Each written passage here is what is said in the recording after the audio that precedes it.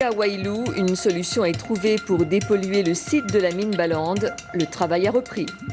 La conférence régionale maritime s'intéresse à la protection des ressources halieutiques. Invité de ce journal, Xavier Delagorce, secrétaire général de la mer. Bientôt la rentrée sur RFO, la Calédonie sera de plus en plus présente sur notre antenne.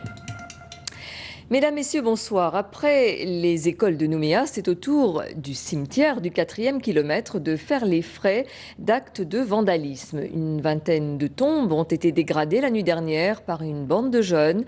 Cédric Catan et Claude Lindor. Hier soir, sous les coups de 21h30, 4 jeunes, 3 mineurs et un majeur ont été interpellés au cimetière du 4e kilomètre en flagrant délit par la police nationale qui faisait une ronde dans le quartier. Les jeunes en état d'ébriété manifeste ont été surpris alors qu'ils dégradaient des tombes. Selon la police, ce ne sont pas moins de 25 tombes qui auraient été touchées. Ce ne sont cependant pas des actes de profanation, mais bien de détérioration sans visée précise que nous avons pu constater. Les jeunes ont été placés en garde à vue, mais la mairie ne décolère pas. Je déplore tellement de choses. Je déplore donc toutes ces tombes cassées. Je déplore tous ces gens qui viennent se baigner dans les bassins et qui n'ont aucune tenue. Je déplore tous ces gens qui viennent faire autre chose que de respecter nos morts. Je déplore ce lieu qui n'est même plus un lieu de recueillement, que les gens prennent vraiment, je ne sais pas comment vous dire, à la rigolade. À la rigolade. Un nouvel acte délictuel sur ce cimetière qui montre que même les lieux de recueillement ne sont plus respectés de nos jours. La mairie s'est engagée à nettoyer les caveaux, mais appelle néanmoins toutes les familles de victimes à déposer plainte auprès de la police. La mesure prend effet immédiatement. 0,2 g d'alcool par litre de sang, c'est le taux maximum désormais admis pour les conducteurs de transports en commun. Le gouvernement étend également le dispositif d'aide financière pour le permis de conduire.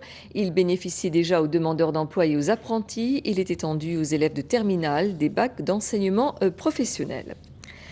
Le conflit de la mine Balande à Wailou est terminé. Un accord a été signé. Il repose, pour l'essentiel, sur un partenariat entre la société minière, l'association Meherari et Endel.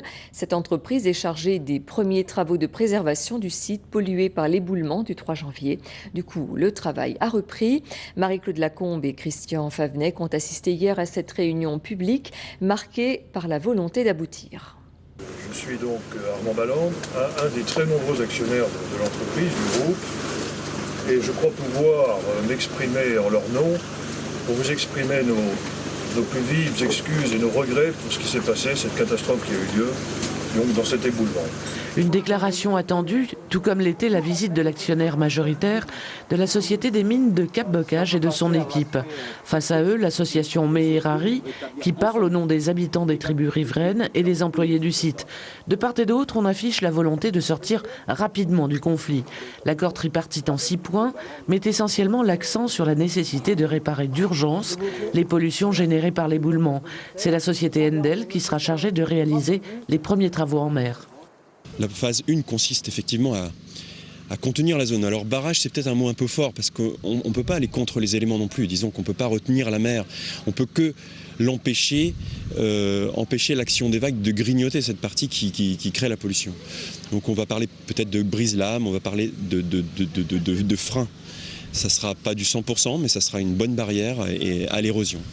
Pour tous les aspects environnementaux, l'association Meherari devient le partenaire privilégié de Balande et sera à ce titre le principal interlocuteur de la société minière. Toute décision sera prise en concertation. Et nous sommes très satisfaits d'être sortis de cette, je dirais, mini-crise.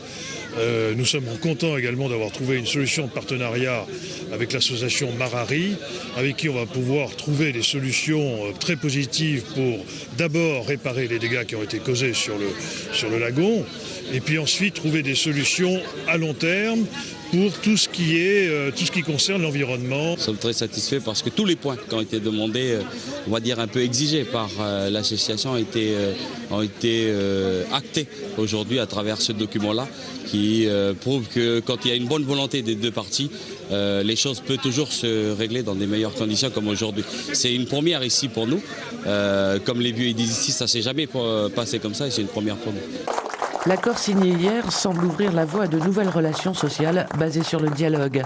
Quant à la réhabilitation du site, elle s'annonce longue et difficile.